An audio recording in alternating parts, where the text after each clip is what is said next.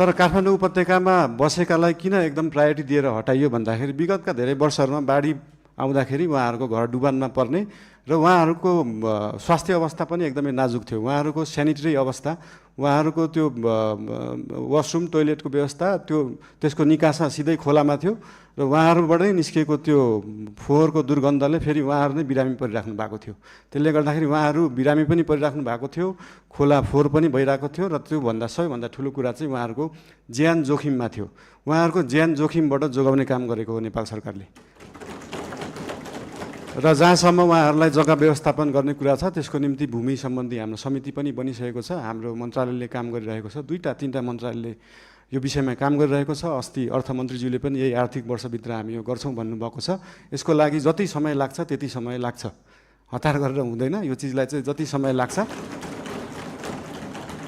35 वर्षमा नभएको चिज 35 मिनटमै नखोजौँ, त्यसलाई अलिअलि केही समय लाग्छ। र लिपुलेक लिम्पिया धुराको बारेमा उहाँले सोध्नुभयो, अघि पनि भनिसके। यो चाहिँ डिप्लोमेटिक रूपमा टेबल टक। तपाईँहरूलाई एउटा कुरा अचम्म लाग्छ होला, मैले पनि अस्ति प्रधानमन्त्री भएपछि नै थाहा पाएँ, भारतले नेपालको जग्गा मात्रै होइन, नेपालले पनि भारतको जग्गा धेरै ठाउँमा मिचेको रहेछ।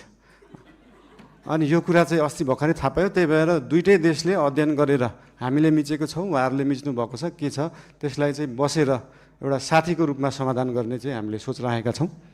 धन्यवाद।